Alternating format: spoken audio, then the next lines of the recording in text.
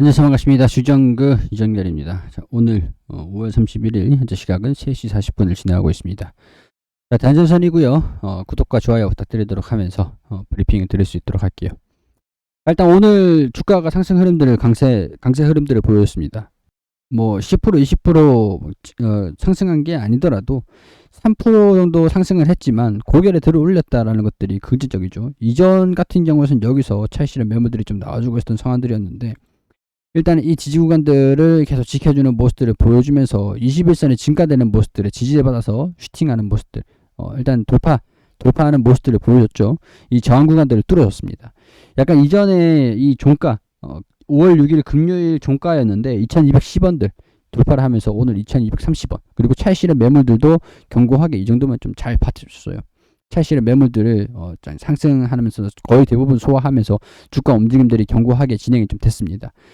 매물대를 한번 일시적으로 소화를 한 다음에 살짝 이제 연속적인 부합권의 움직임들을 보여주다가 돌파를 했던 것들이라서 추가 상승에 대한 기대감들을 한번 좀 가져볼 수 있는 상황들이다. 조심스럽지만 이렇게 좀 말씀을 드릴 수 있을 것 같고, 2,300원을 좀 돌파를 해줄지 이것도 좀 봐야 될 것 같아요. 2,300원 돌파를 해줄지.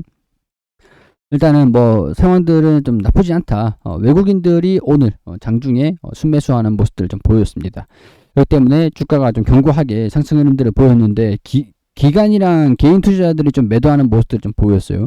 저라고 하면 좀 더 가지고 그냥 매물을 건들지 않고 좀 더 가지고 욕심을 내볼 수 있는 그런 상황들이기 때문에 그냥 매물을 정리하지 않고 조금 더 욕심을 내볼 것 같아요. 가지고 있었을 것 같아요. 홀딩 했을 것 같다라는 생각이 듭니다. 일단 저라고 한다면 의견들도 마찬가지입니다. 오늘 저라고 하면 제가 개인적으로 좀 드리고 싶은 의견들은 그냥 조금 더 지켜보자, 그런 의견들을 좀 드려보고 싶고, 자, 오늘 좀 주가가 좀 상승했던 부분들은 좀 뜬금없다고 생각했던 우크라이나의 재건 기대감들이 좀 어느 정도 반영이 됐었던 것 같다는 생각이 들거든요. 근데 대한전선 입장에서는 지금 나쁜 상황들은 아니에요. 뭐 이것든 저것든 전부 다 나쁜 상황들이, 나쁠 건 없는 상황들이에요.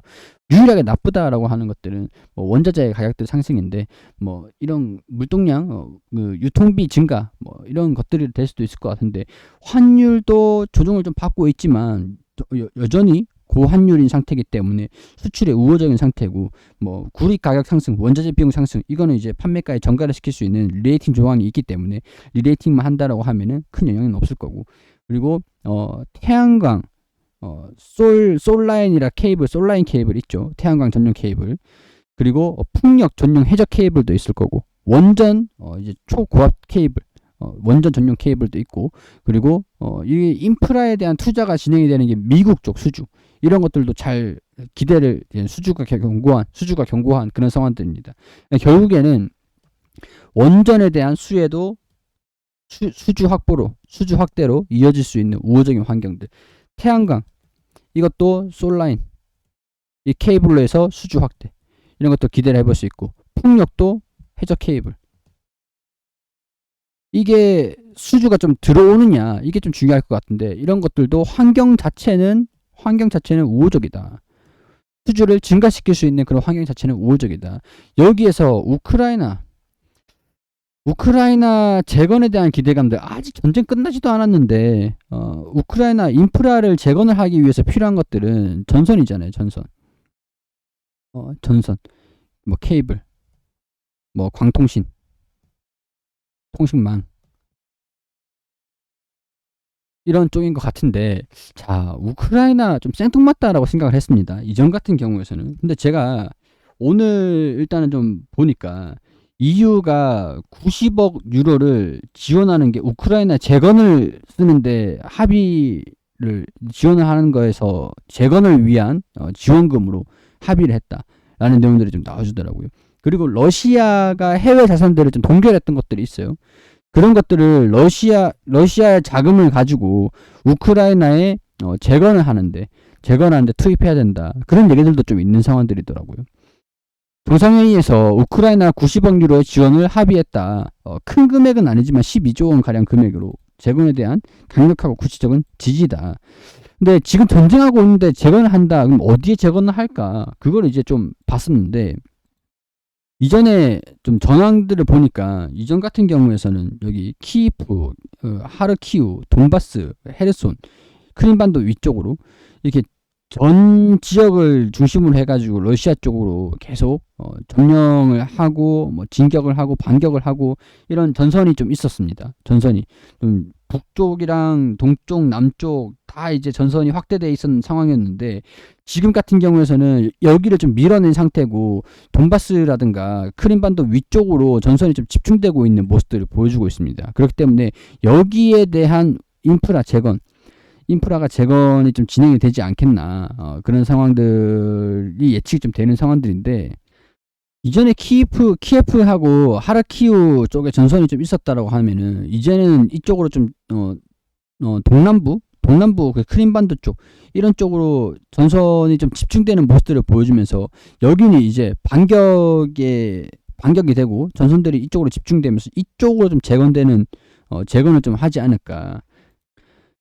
키이프를 하르키우가 여기거든요. 근데 지금 이제 여기가 전선이 조금 이쪽으로 좀 밀리면서 카르키우가 여기인데 여기를 지금 방문을 했다라고 하죠. 이 기사가 5월 30일 새벽 4시에 나왔던 겁니다. 수 떠나가지고 전선을 방문해서 하르키우서 재건 의지를 표명을 했다.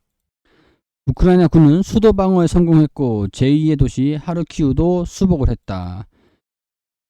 전쟁이 좀 장기화되고 있는 상황들이긴 한데 일단은 EU도 우크라이나의 재건에 대한 부분들도 12조 원 가량을 합의를 했다는 소식들이 좀 들려주면서 이런 우크라이나 재건에 대한 부분들 다 이제 인프라에 투자를 하기 위해서는 전선 광케이블 뭐 그런 것들이 다 있어야 되잖아요. 그렇기 때문에 대한전선 입장에서도 수주에 대한 기대감들도 반영이 된 것들이 아닐까. 일단 기대감이라고 볼 수 있겠죠. 단기적으로는. 자, 라이트 업 더 퓨처 해가지고 여기서 캐주얼 실적, 성장 토대 지속적으로 케이블 솔루션 이렇게 진행이 되고 있는 상황들이고 신재생 에너지 확대 기조에 따라서 태양광 전용 직류 케이블 솔라인도 그리고 뭐 직류 케이블, 태양광 케이블 뭐 이런 얘기들도 사업을 영위를 하고 있는 상태고 뭐 해저 케이블도 있고 해상 풍력 시장의 전 세계적인 수요 확대에 대비해 해저 케이블 임해 공장 부지를 확정을 했다. 뭐 우크라이나 재건이 아니더라도 지금 풍력하고 태양광 쪽에 유럽에 적극적인 투자를 진행을 한다. 일본 같은 경우에는 태양광 패널을 의무화를 시킨 상황들이고 풍력도 뭐 계속 이제 슈퍼사이클이 온다 뭐 이런 얘기들이 나와주고 있으면서 유럽에서의 공격적인 미국이 당시에는 원래 지금까지는 미국이 풍력 시장이 가장 컸었거든요. 이제 유럽도 미국만큼 커질 거다라는 그런 이제 수요에 대한 증가 이런 것들이 수주 경쟁력 확대, 해상 풍력 케이블, 해저 케이블 이런 수주가 증가가 될 것이다라고 기대를 하는 것들이 있습니다. 사우디아라비아 대한전선 최초의 초고압 케이블 해외 공장 건설을 추진하고 있는 상황들이기 때문에 여기 쪽에서도 유럽까지 수주 시장을 확대를 할 수 있다라고 하는 것들이니까 아무래도 유럽에 대한 수주 이런 것들도 기대감들이 좀 반영이 되고 있는 상태이다 이렇게 설명을 할 수 있을 것 같고 미국 등 주요 지역에서도 신규 생산 법인, 판매 법인이 있고 생산 법인이 있는데 생산 법인 설립을 검토를 하고 있다. 글로벌 저점을 계속 지속적으로 확대해 나갈 예정이다. 우리가 이게 좀 물동량을 보면은 뭐 해상 운송이죠. 해상 운송. 물류 비용을 무시를 할 수는 없습니다. 점점 멀어지면 멀어질수록 생산하는 공장이랑 납품받는 지역이랑 멀면 멀수록 물류 비용들이 증가가 될 수밖에 없잖아요. 그렇기 때문에 가까운 지역으로 먼저 주문을 할 수밖에 없는 상황들이에요. 비용들을 검토를 했을 때. 그렇기 때문에 우리가 멀리 뭐 제주도 같은 경우에서는 배송비가 일단 기본적으로 높잖아요. 약간 그런 거라고 생각하시면 될 것 같습니다. 신규 생산 법인을 검토를 하는 것들은 이제 투자가 진행이 되면은 그 시장에 공급이 확대가 되는 것들을 예상을 해서 투자를 진행을 하는 것들이 되겠죠. 유럽 전역에 대한 수주 시장을 확대를 하기 위해서 공급사로서 이제 사우디 쪽의 공장을 좀 확대를 하고 있다. 이번에 추진하는 사우디 공장 이런 것들도 7만 부지를 확보를 하고 합작 공장 건설을 생산하는 체결을 하는 생산 현지화를 박차를 가하고 있다. 이런 것도 그런 얘기들의 일환이라고 보시면 될 것 같아요. 유럽의 수주를 받기 위해서 좀 더 가까이 가는 겁니다. 이런 지리적인 이점을 확보를 하기 위해서 전략적인 그런 선택을 좀 하고 있는, 고민을 하고 있는 상태고 진행을 하고 있는 것들도 있고, 우크라이나 재건 기대감들도 어느 정도 반영이 되고 있는 것 같다는 생각이 좀 들긴 하지만, 그거 아니더라도 해저 케이블이라든가 태양광 직류 케이블이라든가 원전 초고압 케이블이라든가 미국의 인프라 재건, 이런 전력 케이블이라든가 이런 것들도 충분히 수주가 많이 들어와 줄 수 있는 대내외적인 환경들이 계속해서 개선이 되고 있다라는 것들은 수주 기대감들을 점점 높이는 요인들이 될 수도 있겠다. 그렇기 때문에 실적도 계속 꾸준하게 견고한 모습들을 보여줄 수가 있겠다라고 정리를 할 수가 있겠죠. 일단 어찌됐든 간에 저는 오늘 주가가 좀 살짝 방향성을 결정을 한 것 같아서 좀 더 홀딩을 해서 좀 욕심을 한번 내보자, 이런 의견들을 드려볼 수 있을 것 같아요. 여기 이 추세를 계속 지켜주는지 21선을 지켜주는지, 21선이 올라오는 시간대까지 좀 숨고르기를 할 것 같다. 숨고르기 끝났고 21선 돌파를 했고 주가가 방향성을 틀었습니다. 이런 움직임들을 좀 이어갈지 2,300원을 돌파를 해줄지 한번 지켜볼 수 있도록 하자고요. 자, 물론 이런 것들은 개인적인 생각들을 말씀을 드리는 것들이니까 기술적인 분석들 자체가 개별적으로 다 틀려질 수밖에 없어요. 그렇기 때문에 이런 것들은 각자 판단하셔가지고 참고만 해주시면 감사드리겠다는 말씀 드리도록 할게요. 자, 도움이 되셨길 바라고 구독과 좋아요 부탁드릴 수 있도록 하겠습니다.